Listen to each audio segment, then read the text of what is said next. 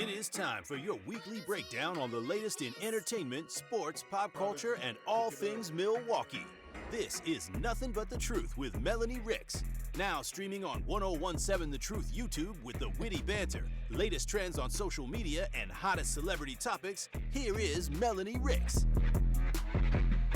What's up, y'all? Hello, hello. Happy Wednesday to you.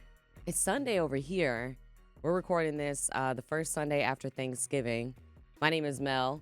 So happy that you're joining us here with Nothing But The Truth with Melanie Ricks. And we are also being joined by @the Jason Smith on social media, but he's Jason Smith in real life. Hey, Jay, how are you? We here, Mel. Yes, we are. Another week. Another week, another day, another, opportunity to go get it.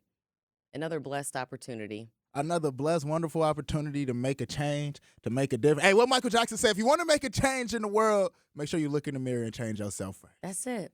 I'm starting with the man in the mirror, or one man in the mirror. Come on. Like that phrase is legendary, starting with the man in the mirror. Come on. I have to say, so we do, and you know this, we do the mirror cam at Bucks games, and Shauna almost always, DJ Shauna, shout out Shauna, she almost always uses that as like the background music.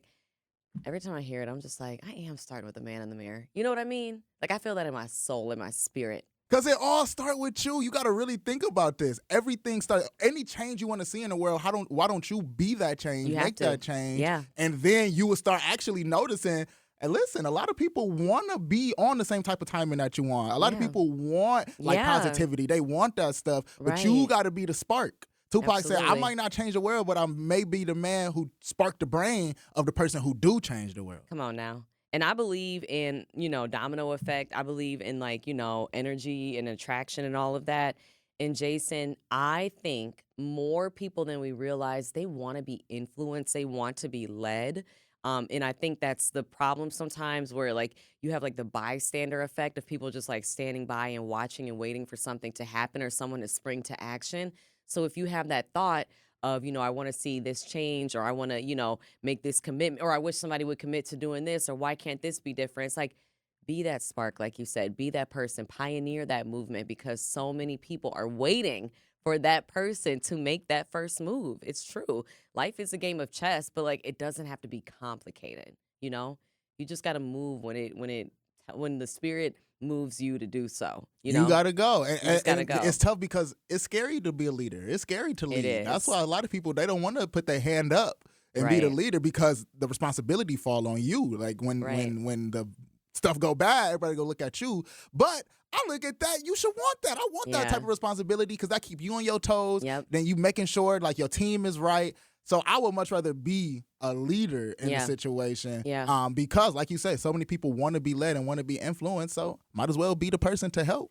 Well, and the beautiful thing about being a natural-born leader, which I think that's what you are, is that, you do possess those qualities. I honestly, Jason, I think that there are people who are predestined to do certain things in life and be a certain type of human. I've said it before, I don't think that, we're all over here brand new, unique beings in the sense of there's never been a this type of person. There's never been a that. I think that a lot of us, these character traits that we possess, they've been here before, hundreds of years ago, thousands of years ago. But I think that there's different iterations of it. And now I always say the biggest change is technology and the world around us. So much has changed.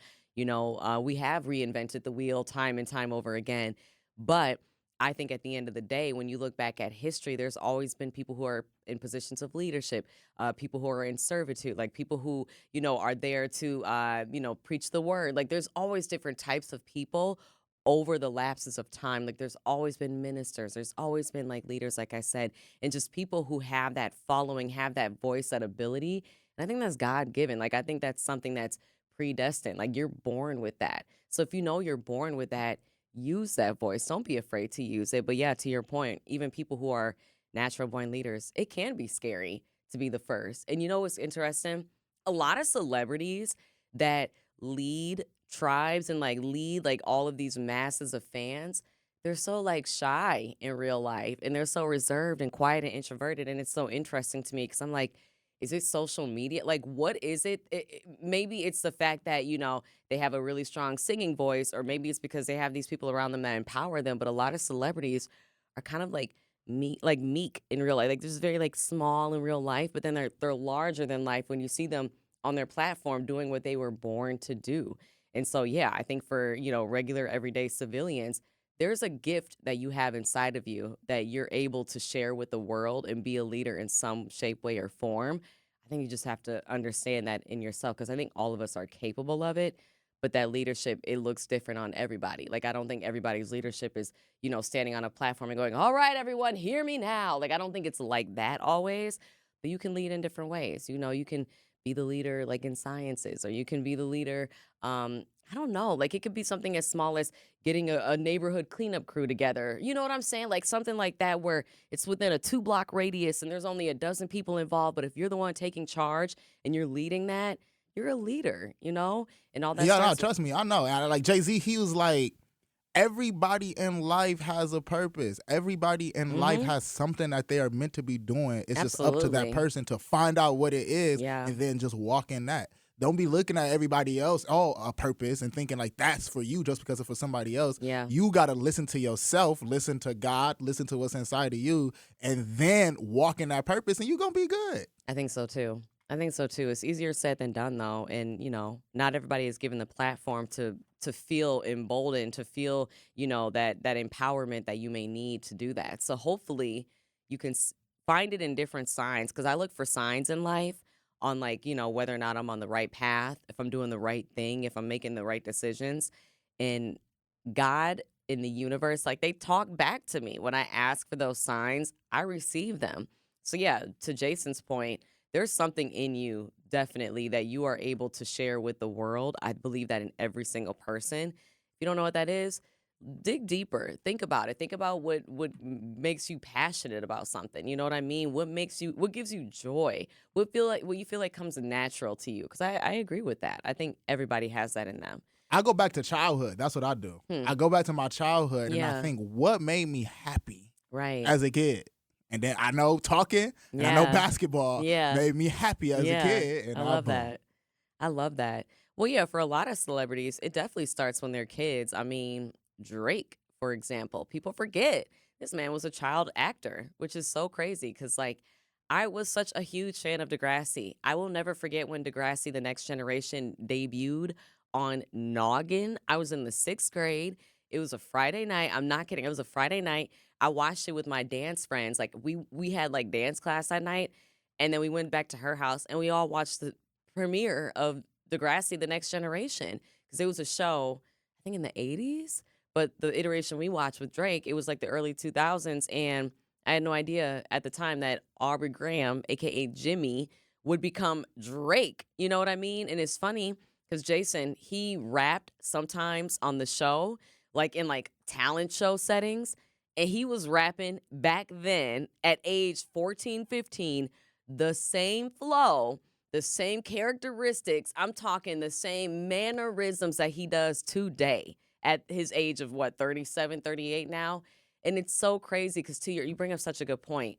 A lot of who we are as adults, it really does stem back to our childhoods. And that's why I get frustrated. And I'm not going to get into the Khaled of it all, who was outed, by the way. Did you see that? I'm not going to get into all that. But my point in bringing that up, which that was really messed up. But my point, I hate when people say, oh, you're pushing an agenda, you're doing. No, these people are who they are from birth. They are who they are from childhood. Like, a lot of what you see now is what you saw back then, but you're just seeing it in a different form because people evolve, people change, times change. But I think with time, a lot of people are not happy about the success that Aubrey, Wheelchair, Jimmy, Graham, Drake has had. I really don't. And I think that it has led to where we are today. We're going to be talking about this ridiculous lawsuit that Drake filed. Not in Canada, by the way, but in New York, which I thought that was interesting. Come on. Dog, go home and file that. You feel me? Like, dude. I mean, anyway, let's just get into the nitty gritty. And then I can't wait to hear your views on this. Okay, so Drake launched legal action against Universal Music, accusing the label of artificially boosting streams of Kendrick Lamar's diss track. Not like us. I'm sorry. It's laughable. That is just hilarious. I can't even finish the sentence. Like, are you kidding me? Are you kidding me? Why are you doing this? But keep going. In papers filed in New York, Drake's company, Frozen Moments LLC, accused Universal and the streaming giant Spotify of engaging in an illegal scheme involving bots, payola, and other methods to promote Lamar's song. Drake's lawyer alleges Universal Music did not rely on chance. It instead launched a campaign to manipulate and saturate the streaming services and airwaves. But, of course, a spokesperson for Universal called the claims offensive and untrue, adding that fans choose the music they want to hear. Spotify and Kendrick Lamar have not responded. Drake. What is going on, Drake? Drake? Like, come on, mustard. That's fine. Like, come on, Drake. I don't know. I don't like this. I think what are you doing? This is rap. And you talking about the labels are using artificial algorithms or measures to boost Kendrick. You don't think they was doing that for your music? What about your God's Plan? What about your Hotline Bling? What about your Nice for What? All these big songs. You don't think that they were using algorithms or using bots or whatever to for your gain as well? Dude, him doing this is some of the craziest stuff, and it got no place for rap. I'm not gonna lie. No place in hip hop. When you're talking about, imagine Tupac or Biggie suing each other, No. or Jay-Z or Nas suing the company, suing the record label. Are you kidding me right now? Dog, it don't make no sense, Jason. Pop off because listen, keep going because it makes no sense. And keep in mind, technically the lawsuit is aimed primarily at Universal. And then the reason why they bring Spotify into it is because they think Spotify has information that would be relevant to the lawsuit, i.e. they may know some things. But I need everybody to understand. You know what? No, I'm sorry. I need Drake to understand. Everybody understands this. Kendrick Lamar does not need fake promotion. He does not need saturation. He does not need manipulation. Kendrick Lamar is Kendrick Lamar, okay? This man just dropped GNX with zero promotion. Zero. -20 promotion. They got the whole world talking about it. The whole world. He got Wayne mad. No, it's fine. You got his mentor, his GOAT as well. Got Wayne mad about this. Snoop mad about this. Come on. Come on. You know it's real when Unc is involved. Man, I think Drake I think a part of Drake just so egotistical to the point where he think it's no way that all of these fans are liking this song and are singing. It's no way that this has this much popularity. I'm Drake. No, Drake. No, Drake. We're starting to see through you, man. And it's so sad because you're right. That's exactly it. The walls are cracking, and it's so sad because it's almost like, okay, you're at school, and so I'm going to make more of like a girl reference, but I'm sure guys have an equivalent. Like there's a cool girl, she's popular, she seems unfazed, like whatever. And then, like, she doesn't get invited to a party, and so, she spreads propaganda and becomes mad. And it's like, I thought you were unshakable. Like, I thought the reason why you're popular is because you're so cool and you don't care. But, you do care. Got it. And I feel like this is how it is for Drake. That was part of his aura. He seemed untouchable. He seemed unfazed. He seems like y'all down here and I'm up here and I know that. And I don't need to be explained why y'all think y'all up here. I'm Drake. It is what it is. But he saw that starting to be overtaken by Kendrick Lamar. He thought he was the most popular guy in the business, not just in rap, but in hip hop and in pop, really, if you think about it. He thought that he had all the kids following him. I don't mean that to be like offensive. I don't think that he's a predator in the way that people are saying he is. I think it's more that he was a child star and therefore relates to other child stars. Genuinely, I don't think he's a predator. I really don't. But we all know if you want to be popular and make money and get streams, you need the kids to like you. You just do. They're on TikTok. They're the ones that are listening to all this stuff constantly. You got to have a following with children. That's fine. There's nothing wrong with that. I'm not trying to be shady. But my point is, he thought that he was the only one doing things at that level. And then it turns out somebody else can. Oh, so now there's a problem with it. But what was the problem when Back to Back was out? Was that not a diss track? All of these beats and all of this stuff all the stuff that he done said about people wives and mothers and all the crazy stuff. And now you get somebody calling you a name and now you crying to your lawyers? Make it make sense. And like, I want to know who started it. Like, genuinely, was Drake started all of this. This go back years and years, almost over a decade ago. Drake started all of this. Yeah, you're right. And you know what, Canada? That's tough because sometimes what you have to recognize is that for as long as your domination was, like, good job, Drake, you did that. That was great. Good job. Nothing lasts forever. You feel me? And this man really thought that he had America in a chokehold. And like, you know, this isn't Houston, Atlanta, Vegas. You know what I'm saying? Like the world has moved on from that. And believe it or not, there's room for more than one of you at the table. And I think that he feels like he should be the head of the table. And then he makes all the other seating assignments. And it don't work that way, Drake. I'm sorry. He's like the Kim Kardashian of the rap industry. I'm sorry, he is. Like, I feel like certain people have these narcissistic traits where they feel like it can only be them and they're never at fault and they're always doing everything right and they're the most popular and they're the most powerful and no one can touch them. So when someone does try to touch them, oh my gosh, no, absolutely not. This is egregious. Something's wrong here. Clearly something illegal is being done because if this was legal, it wouldn't be happening this way. It's possible, believe it or not, it's possible for somebody else to be popular, just as popular, if not more popular than you, Drake. Your dominance is not going to last forever. It's not. Like, at some point, it's going to run out of things to talk about. That's what I be wondering about. It's not just him, but like a future of rappers like that. Man, y'all pushing 40. If y'all not in your 40s already, what you gonna be talking about in the future? And the thing about it is, again, you got to appease to kids, but what do 40-year-olds do that kids can relate to? So this, you got to figure. They got to figure something out. You know, and to me, well, they've always said he has a ghostwriter, which, you know. Well, and something I thought about when you were talking about him being an actor. I read something that was like, Drake is just a peer actor, and the greatest role he ever played was a rapper named Drake. Yeah. That he really not a rapper. He just an actor. That's it. Who's acting as a rapper and just going crazy at it. Jason, I'm not trying to blow your mind, but there's a reason why they're called the Toronto Raptors. Rap actors. Ooh! Oh, my goodness. Hold on. Yes. Wait. I know. Jason, I know. No, I know. Yeah. I don't even. I know. It's fine. Yeah.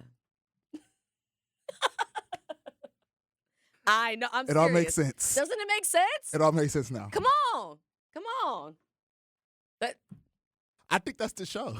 That's the show. And Barney the dinosaur was an imaginary friend. The Raptors are their logo is a dinosaur. I mean, come on, Jason. It was written. It was in our faces. And now it's all coming to light. Yeah, I said it. My mind is like, I hope you know that, like, all the thoughts that I had in my head gone because now I can't get over the fact Raptors, you got the dinosaur. Hey, listen, this was bound to happen. We say everything happened the way it's supposed to happen anyway. Yes. This was all bound to happen. It was bound to happen. It was destined. I'm telling you. So that being said, I want to get into the petty of it all because, okay, first off, Kendrick dropped a bar that said no one congratulated him on the Super Bowl except for Nas. How do you feel about that? I think it's true. I don't think he would say it if it wasn't true. But how do you feel about that? Like, is it weird that his peers didn't congratulate him? And real quick, before you answer, he did get the Super Bowl off of one song, technically. And people were saying, like, oh, Kendrick felt like I may as well drop an album before the Super Bowl. You know what I mean? Like, they felt like, or they were saying, like, oh, maybe that's why he dropped this album. Surprise, more music for the Super Bowl. But, like, people were also saying that, like, guys were hating because, you know, they work, they go on tour, they do all these things, they try to promote, and Kendrick drops one diss track. Not one. He dropped multiple, but, like, one, and he got the Super Bowl off it. Do you think there's a jealousy within the industry because of his success off of something stupid? It's so stupid. What a stupid beef. But look at all the success he got off it. So first, people not congratulating him. I completely understand. That's You because a lot of do. people wanted Wayne to. So a lot of people, yeah. and especially rappers, younger rappers who looked up to Wayne, who looking at Wayne as their go-to, they guide, they role model, they biggest inspiration and influence. Yeah. They like, hold on, they feeling a little hurt for Wayne because they like, I want my guy to be up there. So it's a little bit of that animosity. Nas, I'm glad that Nas reached out to K-Dot. K-Dot actually got a song on the album, like almost really dedicated to Nas because he used one of Nas beats. Yep. So I think it's a little bit of animosity, but I think it's stemming more from people love for Lil Wayne, than like they hate for Kendrick Lamar. Because everybody was just loving Kendrick with the Drake beef, right? You know what I'm saying? True. But when you're going against somebody who they really love, I can see that. And when it comes to what was the second question? Well, first off, real quick, people were also saying you got to pick a side because Wayne is technically Team Drake. Exactly. That's that's so hard because Lil Wayne's such an influential factor in Kendrick's career. If you hear Kendrick rap, like you hear Lil Wayne. Yes. So that's why I know that's real tough for Kendrick. Yeah. And then you were talking about getting the Super Bowl off of that one song. Yeah. See, I think it's more than one song. Me too. But it's about money. It's about views. It's the hottest thing going. What is going to bring in the most money and what is going to bring in the most eyes to the most watched televised event in American history, basically. Right. I got to go with that. This is business decisions. I think people need to get out their feelings. I understand you work hard. I understand all of that. And your time go come. Right. Everything happened the way it's supposed to happen, and it's just K-Dot time. I agree. And I've, genuinely, I've never been one to, look at somebody's success and go, why them, not me? Never. To me, talk about energy. You putting so much negative energy on yourself because I've heard when you wish for what somebody else has, okay, bet you can have that, but you're going to also take the bad with that. It's not all good in anyone's life. No one's life is perfect. You see somebody reaching a certain level of success, you may feel like all things are sunshine and rainbows. It's not the case. Everybody has their dark clouds, right? And so the fact that it feels like people aren't happy for his success because it's not them, that's what rubbed me the wrong way. But I appreciate you saying it's probably more out of respect for Wayne because, to be clear, the Super Bowl is in New Orleans and Wayne's hometown. So they're like, why wouldn't he? I'm not trying to be shady. Wayne is my favorite rapper. He will always be the GOAT. But I've also read people saying, would he even be able to make it through a halftime show? I don't want to see Lil Wayne perform at Super Bowl halftime. Have you seen a Lil Wayne performance? I don't want to see Lil Wayne at the Super Bowl halftime. Correct. I'm sorry. And I love Wayne. I know you do Wayne. Too. Yep. Wayne, bro, if you say Lil Wayne is the greatest rapper of all time, you will not hear argument from me. He is. I completely understand. Yeah. We talk about performing. Yeah. Rap performing on stage, in concert. It's a difference. There's a difference. K-Dot, watch him. Yes. No question. And, we all know Wayne's history. We don't even have to get into all that, but I agree. And I think that's what people forget. He's not the same Lil Wayne that he was when Young Money was in their prominence, in 2009. You know what I'm saying? A lot has changed since then. In the Super Bowl halftime show, what's that, a 15-minute show? I'm sorry. Would he be on time? And would he be able to make it through that entire set and perform at the level that is expected of that type of broadcast? I don't think anyone can say for certain that the answer is yes to all the above, but they can say yes to Kendrick. And why wouldn't they? Like you said, it's about money. It's about views. I talked about how important it is to have a following amongst the youth. Come on now. Kendrick got all the youth right now. All. And I feel like, honestly, we're not going to see the full effects of this beef until these kids grow up. I agree. Because now the perception of Drake amongst the masses might change so much to the point where I want to see what's going on in the future. Well, and no disrespect to Wayne, I don't know if he has this, he's hypnotized this current generation, as in the kids, the way that he did us. Oh my gosh. He was the greatest rapper alive when he was coming up. Y'all think Drake is untouchable? No. Nobody was touching Lil Wayne. Features, own songs, albums, nobody was touching Lil Wayne. He freestyled it. He freestyled everything. When he would go perform, he didn't even know his own lyrics. He would have to get a sheet of paper and memorize his own lyrics. He did not write things down. You understand? And some of y'all favorite artists from the last 2 decades come from Young Money, come from Wayne's tutelage. Drake came from Wayne. I mean, there's so many different people. Nicki Minaj, Tyga. I mean, depending on, but regardless, I actually like Tyga, but anyway. Regardless, Wayne, he was so influential for our generation, for so many generations before us when he was with the Hot Boys. I mean, honestly, this man has been so influential for so long. However, again, we know his history, his health issues.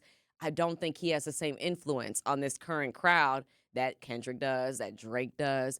And I think Drake, honestly, another hot take. I think that Drake saw the vacancy that Wayne left and wanted to fill it and did, but thought he could be the only one. Sir, I'm sorry. No, there's room for more than one of you. And how dare you? How dare you act like you can be the only one at the head of the table? And the difference is, bro, you're not a rapper. The difference, Wayne is really a rapper. K-Dot, these are really rappers. These, if I heard a ghostwriting story about K-Dot or Wayne, I wouldn't even believe it. Me neither. You feel what I'm saying? I wouldn't even believe it because it's like, what are we talking about? No, with Drake, oh yeah, of course. I mean, you can go look at every song on every album. He got a ghostwriter up on that mug. So that's the difference. You can't fill the shoes of a rapper when you're not a rapper. He's a performer. He's a performer. I mean, yeah, he a rap artist. You feel what I'm saying? He's a pop star. He is. He made a song about it. It's true. Then he got a song called Pop Star. Yeah. So come on, man. And he's not about that life. Like, I think a lot of what Drake raps about. I don't even think he's really about that life. Like, I think, and Drake's smart. He keeps, because I follow random people. I follow people who work with Drake. Like, I'm talking like people who work on his tours and have done so for years, which a lot of them are Canadian. So shout out to him for keeping it local. But he keeps young people in certain types of aesthetics around him. He has a lot of cool, up to date, current, very trendy, very hip people. And my point is, I think he lives vicariously through these people in order to produce the music that he does. Mel, Kendrick talked about this, colonization. The only reason he cool with all these people from Atlanta, Thug, Baby, all of this, 21. You keep all these people around to help your image, to help boost your image and make it seem like you are one of them. Boss, you are from the suburbs of Canada. Yeah. You are Canadian. Yeah. You're not here. You're not doing this. You're not from the hoods of America, hoods of Atlanta. No. Or Houston. Or Vegas. Right. Nowhere. You from Toronto. Right. And you was over there bringing in $70,000 a year as a little kid acting on a TV show. Exactly. Thank you, Jason. People really do forget that. Like, this man has had such I don't want to say easy path because nothing's easy. Like, you still, even if it's handed to you on a silver platter, you still got to do a certain amount of work in order to be successful. For example, and this is more of whether it's something that's just meant for you or not, but like Michael Jordan's kids versus LeBron James's kids. I'm just saying, and listen, I don't think MJ's kids were ever necessarily destined to play basketball at the level that, LeBron's kids do. But my point is, you can be handed something, you can be given something, but it's about what you do with this. So to Drake's credit, I think that he did such a great job of finding success. I mean, he put out a mixtape, and that mixtape quite literally became an album. You know what I mean? I'm not going to discredit what he has done, but to that point, Drake is not about that life. Drake does not live the way that most of your favorite rappers live. He would never. This man lives behind a gate, and then the gate lives behind a gate. You know what I'm saying? Like, he does not, frequent amongst commoners. And when he does, it's usually for his art. He doesn't do it just out of, just because, out of servitude. Like, this man literally he's so smart. He literally lives his life and moves in a way that is going to serve the product that he has to put out. I don't think he does it because he just wants to go and hang out and gallivant. By the way, I don't know if you saw, but the chick who is on the cover of his last album, she has the braids with she was giving credit to Kendrick Lamar and saying this was the best album she's ever heard. I just saw that yesterday. Oh my goodness. But I'm like, what did you do to her? because Drake loves finding an unknown and like making her, his album cover and being like, no one knows who this is, but everyone finds out. Her name is Suki. She's a model.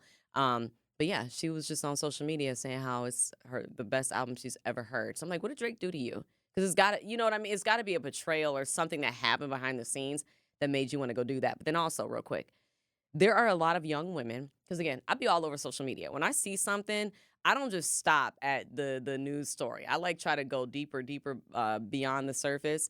And I have noticed that the one thing that he is true to is he really does fly young women out to Turks and Caicos. And I'm talking like 20, 21-year-olds.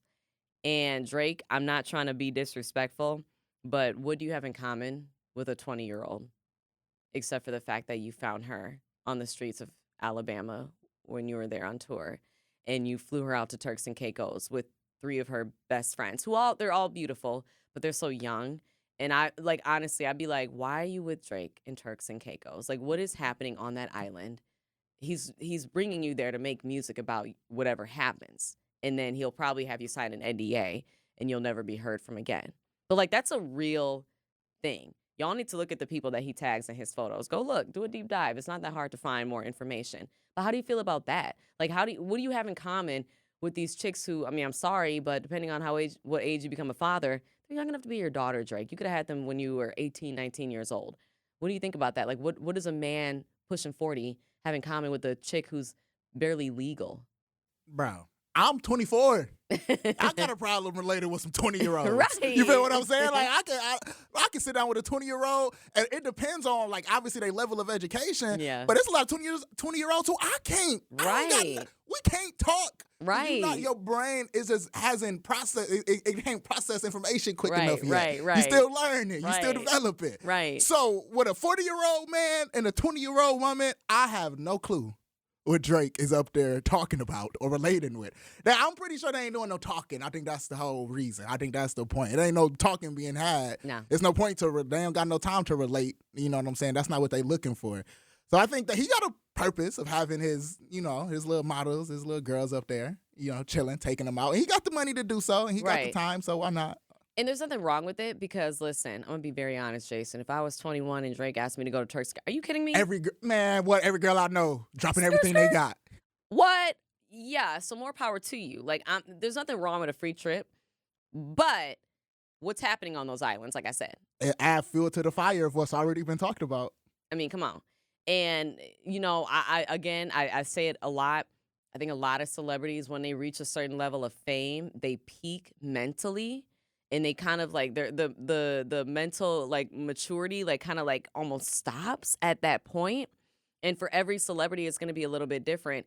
I don't know what age I think Drake is, but he's not his current age mentally. He's not. Like, he's probably around 21, 22, honestly. I think he's still in his 20s mentally. I mean, especially because now he got more money than he ever had. He got more fame. He got more power than he ever had now. So now he like, man, I can tap back into my younger self and do everything I ever dreamed of. This man went viral for like a $20,000 bed. His bed. Like, why was your bed? Why are we talking about your bed? And then his plane. Like, he has so many different. He had a bar about his plane, which his plane is nice. I'm not gonna lie. Drake Airs, whatever it's called. But like, this man has the money to do and have whatever he wants. And so I agree. It's like a kid. Like, when you give a kid any and everything they want, and then they see somebody coming in, somebody who could potentially threaten that, they're gonna throw a tantrum. That's what this lawsuit is all about. He's just throwing a big fat Canadian tantrum. You know what I mean? It's like, you're in America, sir. You filed this in New York. You're going to learn today. And we stand behind ours. And it's funny because he announced that tour recently. He's not touring here. Ain't coming to the United States no more. No. And I'm sorry, but he had to learn. Like, and I think that he needs to be humbled because I don't know if there's a moment prior to this that really ever humbled him. Can you think of anything? I mean, really. The closest thing I can think of when Pusha T unveiled that he got that baby, but I just don't know if that really humbled his spot in the rap. That probably humbled him as like a person. But when you're talking about having security, about being at the top of the game, I think this is the first time somebody came in and was like, hold on. Right. I can take that spot if I want that spot. And honestly, Kendrick got probably about 20 more Grammys. Kendrick, bro, after this Grammys, he gonna probably have the most Grammys for any rapper ever. I agree. You feel what I'm saying? So I think that, listen, Drake, your spot, you have been demoted. I think so too. And I think that he's very threatened by that. I don't think he wants anybody to have what exactly you just said, have the most amount of Grammys, have the most amount of recognition, be that guy. Like, I think he wants to be remembered as, I don't even know, him. But it's like, dog, you're not him. Like, again, in Canada you are. It's great. I love that for you guys. But, like, I just feel like here it's just not, you know what I'm saying? Like, it just can't be that here, Drake. I'm so sorry. Your name is Aubrey. Aubrey Graham. Like, Aubrey Graham Cracker. Come on. His mom probably called him Graham Cracker when he was a kid, which there's nothing wrong with. But, like, Drake, stop pretending to be something you're not. Stop being such a raptor. It's just ridiculous. Ooh, that's going to give me everything. Now I would never be able to watch a Raptors game. I'll never be able to see the Raptors. I'll never be able to see Drake and not think of that. I know. Isn't that funny? And he be petty even on their broadcast. Like, I don't know if you ever listen to their games, but this man is so petty about every little thing. If there's anybody who's ever done him any dirt, anything wrong, he wants nothing to do with them. And even that says a lot about his character and who he is. Like, I bet any money he only has yes men around him. Yeah, man, get out. You know he only got yes men around him. Because, guy, if I was around him, I would have been, it's a whole bunch of stuff I'd be, hold on, Drake. Let's think twice. He clearly don't got that. No. Well, could you be on his team, do you think? Like, if he hired you and paid you, I mean, I'm talking dumb money. Let's say he paid you $500,000 a year, $500,000 a year to be on his team, be his yes man, you know, be out on assignment, finding girls, going, you know, living that life for him, reporting back to him. Could you do it? Me personally, I would not do that. Okay. What I would do, though, is if I grew up with Drake and that was my childhood friend and stuff like that, I feel like we will have that level of respect. Well, yeah, you can still pay me, but I can keep it real, bro. I'm not about to be nobody errand boy. I don't care what you paying me. I'm not about to sell out and be nobody going, hey, you go get this drink for me, go get this girl for me, go set this up. That's just not my place personally. Yeah. However, I know it's a whole bunch of people who will look at that. That's my way out. That's the ticket out. Right. Well, I'm going to tell you right now, I don't think Drake is really messing with anybody in the NBA because I couldn't remember like what exactly it was. I just looked it up quick, but DeMar DeRozan. That's what he was thinking of that when you talked about the broadcast. That's what he was talking about. Because I'm like, I remember he was being petty. I'm like, what was it about? This man was saying on the broadcast, if they hang a DeMar DeRozan jersey, I'll rip it down. Sir, who are you? Who are you? Who are you? What do you do here? Like, seriously. You are just from Toronto. That's it. And I remember he was like their ambassador, but like, what does that mean? That's only because you're from Toronto and you're famous. Like, what do you mean? You don't got nothing to do with this organization, bro. Nothing.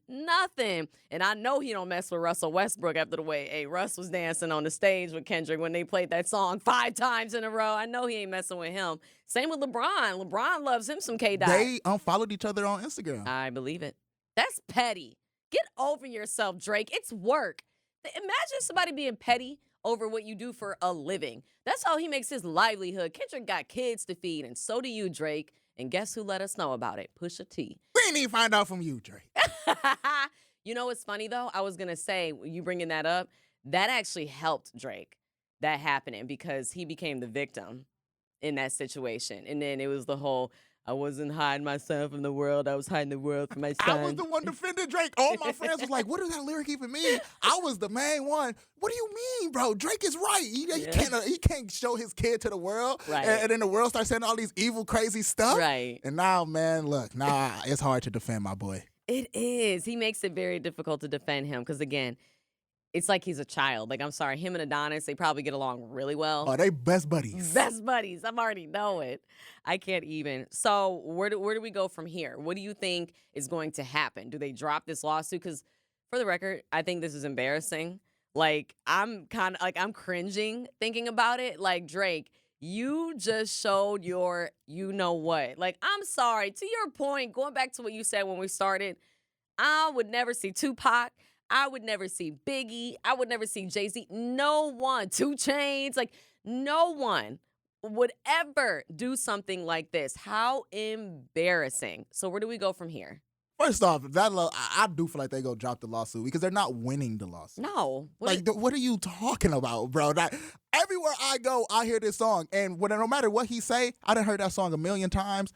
Every single time I hear it, it's like my first time hearing it. It's like that song, for some reason, just can't get old. That song just slapped. Never. Yeah. It just slapped. So I think that the lawsuit is going to get dropped because it's not going to go nowhere. And I think Drake Public's perception has dwindled, and I think it's going to continue to dwindle. I don't think he'll ever reach the heights that he was once at. Never. And I think that this, quite frankly, might change the way you do rap beefs. Yeah. Because now are some rappers going to be a little nervous or scared to come out as hard as Kendrick came for Drake? Right. Or are people going to see, hey, Drake sued and nothing happened for it?